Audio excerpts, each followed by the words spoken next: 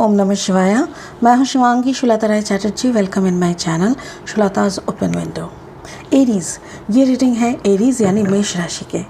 यह है 15 मई 2022 से लेके 31 मई 2022 तक की एनर्जी के ऊपर एरीज़ आपका ये रीडिंग। इसमें 3 कार्ड का रीडिंग होगा। आपका थोड़ा सा पास्ट, थोड़ा सा प्रेजेंट एंड थोड़ा सा फ्यूचर एनर्जी को एनालिसिस करेंगे। मेन फोकस आपका लव लाइफ एंड आपका फाइनेंशियल स्टेटस के ऊपर रहेगा। शुरू करते हैं आपका पास्ट एनर्जी से। Aries past energy, slowing down, okay. Aries present energy, healing, अच्छा। Aries future energy, mind. Wow, that's too good. देखिए एरीज़, आप एक फायर साइन है, बट आपके यहाँ पे कार्ड्स देखिए। This is the earth sign, slowing down, और उसके बाद है हीलिंग, वाटर साइन, और उसके बाद है माइंड, एयर साइन। तो ये 3 अलग अलग जो हमारे शक्ति है, अर्थ, वाटर एंड एयर, तीनों के तीनों है। और आपकी एनर्जी में, आपकी रीडिंग में जहाँ पे आप है खुद एक फायर साइन। स्पिरिट का ब्लेसिंग कार्ड हम निकाल के रखे हैं। इसमें क्या बोल रहे हैं? ब्यूटी। Card number 6। देखिए, कहीं ना कहीं ब्यूटी का मतलब क्या होता है? आप किसी के आँखों में, आँखों का तारा है, किसी को आपको पसंद नहीं आता, तो मतलब लोगों की आँखों की दृष्टि को ही ब्यूटी कहते हैं। तो मुझे ऐसा लग रहा है किसी की आंखों में आप बहुत खूबसूरत है और उस आंखों से शायद आप दूर है या ऐसा कुछ, क्योंकि 6 नंबर कहते हैं फियर, अपना डर से दूर जाओ। तो कुछ रिलेटेड है मेरे ख्याल से। आप हील हो रहे हो, स्लो डाउन हो गए थे कोई वजह से, फिर हील हो रहे हो, और अभी आपका दिमाग में कुछ चल रहा है। May be it's a third party हो सकता है। चलिए एरीज़, लेनोर्मैन डेक से 3 कार्ड लेके इस रीडिंग को और आगे बढ़ाते हैं और देख लेते हैं एरीज़ की लाइफ में एग्जैक्टली स्पिरिट क्या कहना चाह रहा है। ठीक है। और एक बात मैं कहना चाहूँगी, जो लोग पहली दफ़ा मेरी चैनल को विज़िट कर रहे हैं, वेलकम वेलकम। प्लीज़ मेरी चैनल को सब्सक्राइब ज़रूर कर दीजिएगा, ठीक है। और वो बेल आइकन को ज़रूर दबा दीजिएगा ताकि मेरी बनाई हुई कोई भी रीडिंग आपसे छूट ना जाए, ठीक है। प्लीज़ सब्सक्राइब कर दीजिएगा। और जो लोग वापस आके मुझे फिर से सुन रहे हो, I really appreciate, thank you so much. First card from Lenormand deck is the child. Second card is the ship. Third card is the ouch, just a second, गिर गया है नीचे। यस, द बोके, ये वाला रहा यहाँ पे।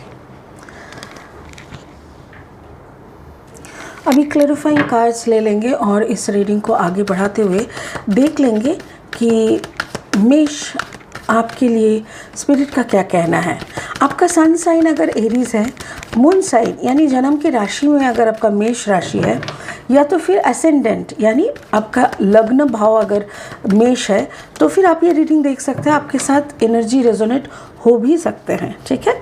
चलिए शुरू करते हैं clarifying cards. 10 of pentacles, wow, बहुत सारी पैसा, and 5 of wands, okay, and the fool energy, okay. उसके बाद है the death, scorpionic energy, and then the world card, okay, and उसके साथ साथ है 3 ऑफ वंस। अच्छा, सो आप एक फायर साइन है, बट मुझे ऐसा लग रहा है कि आपका जो कंसंट्रेशन है ना, आपका फुल कंसंट्रेशन, आपका जो पास्ट एनर्जी मुझे दिख रहा है यहाँ पे, तो वो पास्ट एनर्जी मेनली आपका है फाइनेंस को लेके आप डील कर रहे हो। मे बी आपके अंदर कुछ ऐसा भाव हुआ था, कुछ ऐसा सिचुएशन बना था जिससे आपको अपना पूरा कंसंट्रेशन को कोई एक जगह से उठा के फाइनेंस में डालना पड़ा। जैसे ज़बरदस्ती आप अपना एनर्जी को पूरा फाइनेंस में डाल दिए। इवन उसके साथ साथ कार्ड नंबर 13 द चाइल्ड, आपको ऐसा लग रहा है जैसे चाइल्डहुड से कुछ लोगों का ना कुछ चाइल्डहुड ट्रॉमा रहते हैं, कुछ ऐसा आपके साथ बचपन से हो रहा है। हो सकता है कि बचपन से आप पैसों की एक ऐसी फैमिली में आपका बड़ा हुआ होना है जहाँ पे आपके पापा को बिजनेस करते हुए देखे कि सारा टाइम पैसों के लिए सोचना, कैसे एक से ज़्यादा बढ़ाते हुए वो रोज़गार को बढ़ा सके। हो सकता है कि फैमिली बिजनेस हुआ होगा, या तो फिर ऐसी कोई काम आपके पापा करते थे जिसके कारण सारा दिन क्लाइंट का कॉल या लोगों का आना जाना, ये सब के अंदर में आप बड़े हुए हैं, ये सब देखते देखते, और आपके अंदर एक फाइनेंस ओरिएंटेड मेंटालिटी बन गया कि नहीं, सेल्फ डिपेंडेंट बनना है, खुद को एक ऐसी जगह पे खड़ा करना है कि किसी के सामने हाथ नहीं फैलाना पड़े। तो ये आपका एक कॉन्शियसनेस, आपका सबकॉन्शियस माइंड में ना ये फाइनेंस का जो बात है, financial abundance, thank you so much spirit, spirit बोल रहा है फाइनेंशियल अबांडेंस आपके लिए बहुत ज़्यादा इम्पॉर्टेंट हो गया है।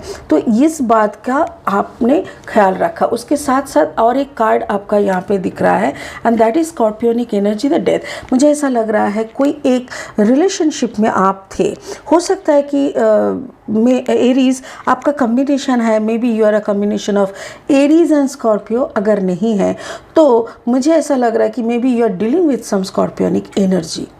या तो फिर ये भी हो सकता है कि आपका जो भी रिश्ता था, जो भी आपका कोई एक रिश्ते से आपने अभी अभी ब्रेकअप हुआ है, लास्ट हो सकता है लास्ट 1 ईयर हो गया या 1.5 ईयर्स हो गया, 1 ईयर 3 मंथ हो सकता है। तो आपका ये ब्रेकअप के बाद आप खुद को ट्रांसफॉर्म कर रहे हो, खुद को पूरी चेंज कर रहे हो, आपका फोकस आपकी सक्सेस, आपकी फाइनेंशियल अबांडेंस की तरफ ला रहे हो, आपका स्लो मूविंग एनर्जी को और थोड़ा ज़्यादा शार्प और ज़्यादा क्या कहते हैं स्पीड में लाने का कोशिश कर रहे हो, क्योंकि आपको अपने आप को बैलेंस एनर्जी में देखने का मन कर रहा है। और ये जो पूरा एनर्जी मैंने अभी तक बोला, ये पूरा का पूरा आपका पास्ट एनर्जी है।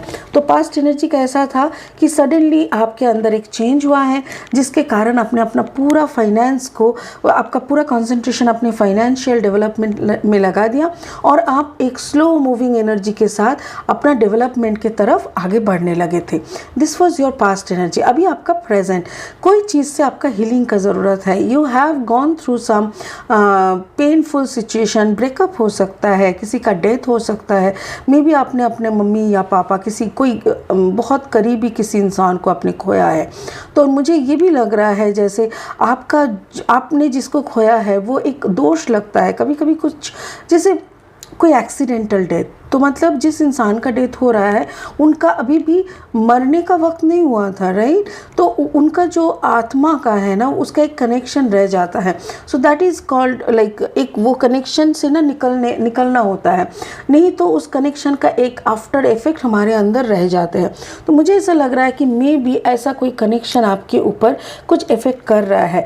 हो सकता है कि आपने किसी की डेथ के खबर के कारण आपको आना पड़ा था, मे बी आप बाहर कहीं रहते थे, राइट? इंडिया के बाहर हो सकते हैं, हो सकता है कि आपने बाहर दुनिया में कहीं पे रह रहे थे, आप दुनिया मतलब आप अपने इंडिया के बाहर हो सकता है, या तो आप अपने ऐसी कोई जगह पे, ऐसा कोई प्रोफेशन में है जहाँ पे शायद आपको जहाज़ में बिताना पड़ता है, घर से दूर रहना पड़ता है, समुंदर के किनारे आपका कोई काम हो सकता है। या तो फिर ऐसा भी हो सकता है कि आपका जो इंसान के साथ आपका कनेक्शन था, मतलब एक मुझे ब्रेकअप दिख रहा है, तो ब्रेकअप से पहले जिनके साथ आपका रिश्ता था उनको भूलने के लिए, उनको भुलाने के लिए शायद आप दूर में कहीं जॉब लेके चले गए हैं। तो ये हो सकता है। तो अभी क्या हुआ, किसी के डेथ के कारण या कोई एक्सीडेंट घर में हुआ है जिसके कारण आपको घर वापस आना पड़ा। सो अभी आप बहुत सालों के बाद या बहुत दिनों के बाद उनसे आपका मुलाकात हो रहा है, और जब उनसे आपका मुलाकात हो रहा है, आपकी जैसे वो पुरानी सारी बातें याद होना, कैसे करके रिश्ते को ख़त्म हुआ था, गाली गलौज झगड़ा जो भी हुआ था लास्ट इवेंट में, जो भी हुआ था, वो सारा सब कुछ आपको याद आ रहा है। और उसके साथ साथ आपको ये भी समझ में आ रहा है कि आपका अभी का जो दुनिया है ना, वो कम्प्लीटली चेंज हो चुका है। आप 1 साल पहले, 2 साल पहले, कि 3 साल पहले या 5 साल पहले जब उस इंसान के साथ आप जुड़े हुए थे, जब प्यार में थे, उस वक्त का जो एनर्जी है, उस वक्त का आपका जो मैच्योरिटी है, उस वक्त का आपका जो अंडरस्टैंडिंग है, अभी आप वो सबसे बहुत दूर है। और इसीलिए आपको वो सब सोचते ही अजीब सा लग रहा है कि अभी मेरा दुनिया कम्प्लीटली डिफरेंट है, अभी मेरा सोच डिफरेंट है। सो नाउ अभी उसको लेके सोचना, इस सिचुएशन को फेस करते हुए आपको थोड़ा सा ऑकवर्ड लग रहा है, बट यू कैन अंडरस्टैंड कि उस दिन आपने जितना रोए थे, उस दिन आपने जितना इस रिश्ते का ख़त्म होने के लिए आपने जितना दर्द झेले थे या दुख मनाए थे, now you are telling to your God कि जो भी हुआ था ना, अच्छाई के लिए ही हुआ था। जो भी हुआ होता है अच्छाई के लिए होता है, और उस दिन भी जो भी हुआ था वो अच्छाई के लिए ही हुआ था। ठीक है। सो अभी आपको फ्यूचर में क्या है, आपके दिमाग में बहुत कुछ चल रहा है। माइंड इज़ बॉगलिंग, कहते हैं ना, माइंड में बहुत सारे और इतना आपका दिमाग चल रहा है जैसे आप दिमाग को चाह के भी शांत नहीं करा पा रहे हो। जैसे कुछ बच्चे होते हैं ना, सुबह को 4 बजे उसका नींद टूटता है, उसके बाद चिरिंग बरिंग चिरिंग, मतलब इतना ज़्यादा एक्टिव कि उसको मार मार के सुलाना पड़ता है, कि उसकी मम्मी थक जाते हैं, उसके पापा घर वाले थक जाते हैं कि भाई तू थोड़ा सा तो चुप हो जा, ये क्या है, इतना एनर्जी कहाँ से। ऐसा ही आपका माइंड हो गया है अचानक से। डोंट वरी, हो सकता है कि फुल मून के बाद का ये एनर्जी हो गया है। अगर ऐसा हो रहा है, अगर आपके माइंड के बार बार डिफरेंट टाइप का सोच चलने के कारण अगर आप सो नहीं पा रहे हो, तो डोंट वरी, आप ओम नमः शिवाय का जाप किया करो, मेरे ख्याल से सब ठीक हो जाएगा। और ये जो सोच आपके दिमाग में चल रहा है, मेरे ख्याल से आपको कहीं का एक प्रपोजल आया हुआ है। एग्जैक्टली कोई मैरिज प्रपोजल, या तो फिर जो रिश्ता आपका ख़त्म हो गया था ना एक वक्त में जाके, जिसको छोड़ के आप निकल चुके थे, जिसके आगे आपने घुटने टेक दिए थे, और अभी जिस सिचुएशन में आप पहुंच चुके हो, अभी अचानक से वही रिश्ता आपके पास वापस आने का कोशिश कर रहा है। हो सकता है कि जिसको एक दिन पाने के लिए आपने सारा दुनिया से लड़ दिए थे, और उसके बाद उसने आपसे कट्टी कर लिए थे और आपको फाइनली अकेले कर दिए थे, आज वही वापस आने के लिए शायद लड़ रहा है। या तो फिर ऐसा कुछ आपने देखा उस रिश्ते के उस पर्सन के साथ, जिसके कारण आपको ना और मन नहीं कर रहा है घर में रहने का, आप फिर से दूर चले जाने का सोच रहे हो सकता है कि आपके रिश्ते में कोई दरार हो गया हो सकता है जिस सपनों के साथ अपने एक रिश्ते को जोड़े थे वो सपना ही नहीं रहा, और कोई थर्ड पार्टी का सिचुएशन भी बन सकता है।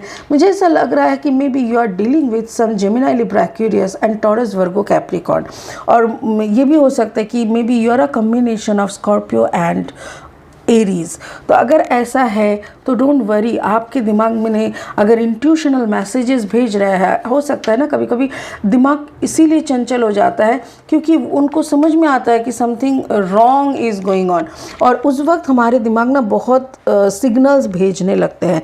अगर ऐसा आपके साथ हो रहा है तो डोंट वरी, आप उस सिग्नल को सुन के उसका अहमियत को समझने का कोशिश करिए, क्योंकि कभी कभी हमारा अंदर का जो सोल बैठा हुआ है हमारे शरीर के अंदर, वो सोल हमसे कनेक्ट होके कुछ कहने का कोशिश करता है। So try to understand that, क्योंकि मुझे ऐसा लग रहा है कि a deep message is coming from inner self, आपका हायर सेल्फ से होके आपका सोल के पास से आपकी तरफ कोई मैसेज आ रहा है जिसको आपको सुनना जरूरी है। स्पिरिट क्या बोल रहा है? ब्यूटी, आपकी आंखों में जो सुंदर दिख रहे थे, होते हैं ना कि कभी कभी वो एक कहावत है ना कि पहले दर्शन धरी पीछे गुण बिचारी, बट पता नहीं क्यों मैं इस बात को नहीं मानती। मैं हर वक्त कहती हूँ कि देख लो, देखो सुंदर तो वो कर्मा के हिसाब से इंसान बनते हैं, जैसा पिछले जन्म का कर्मा रहता है उसके हिसाब से इंसान का खूबसूरती होता है, जो भी है। बट फिर भी अगर इस जन्म में अगर वो इंसान आपसे अच्छी बिहेव करे तो दैट इज़ ब्यूटी। ब्यूटी किसको कहते हैं? हाउ द पर्सन, सामने वाला कैसे आपके साथ बिहेव कर रहा है, सामने वाला आपको कैसे सम्मान दिखा रहा है, सामने वाला आपको कैसे ट्रीट कर रहा है, दैट इज़ कॉल्ड ब्यूटी। तो वही आपने जिसको सुंदर करके सिलेक्ट किए थे आपके लाइफ में, जिसके लिए आप कभी पागल हुआ करते थे, जिसको छोड़ के जाने के लिए आप नहीं जाना चाह रहे थे, जिसको पाने के लिए दुनिया के साथ लड़ दिए थे, उसके अंदर का जब चेहरा आपको पता चला, तब आपका उसका आँखों का खूबसूरती, उसका चेहरे का खूबसूरती, उसका हेयर का खूबसूरती कुछ भी आपको और दिखाई नहीं दिया, क्योंकि अभी आपको उसके अंदर कोई खूबसूरती दिखता ही नहीं है। सो ब्यूटी का मतलब है इनर ब्यूटी। ब्यूटी का मतलब वो आउटर मेकअप या आउटर स्टाइल नहीं है। तो वही बात आपको समझ में आ गया है, और ये सब जब समझने लगे हैं, जिस रास्ते से आपने चला, जिस मैच्योरिटी के तरफ आप आगे बढ़े, उसी से आपको समझ में आ गया है कि नाउ इज़ द टाइम कि यहाँ पे और रहना नहीं है, इस रिश्ते के साथ रहना मुश्किल है, चलो फिर लौट जाते हैं अपनी काम में, जिसके लिए आप एक दिन सबके सामने आपका बेइज्जती हो गया था, अपनी बेइज्जती सह लिए थे, आज वही आपको बेइज्जत कर रहा है। ऐसा है, मुझे ऐसा लग रहा है कि जिसके लिए एक दिन आप दुनिया से लड़े थे, आज वही आपके साथ लड़ रहा है आपके साथ ना रहने के लिए। Wow, it's really bad, it's really bad. So Aries, please संभल के चलिए। आप थोड़ा सा अपना अंदर की सोल की बात सुनिए, क्योंकि मुझे ऐसा लग रहा है आपका हीलिंग चल रहा है। सो अभी आप बहुत ज़्यादा गाइडेड है, ठीक है ना। चलिए, बहुत खुश रहिए। आज के लिए इतना ही, फिर मिलेंगे दूसरा मंथ की रीडिंग लेके। तब तक के लिए बहुत खुश रहिए। ओम नमः शिवाय। Thank you so much.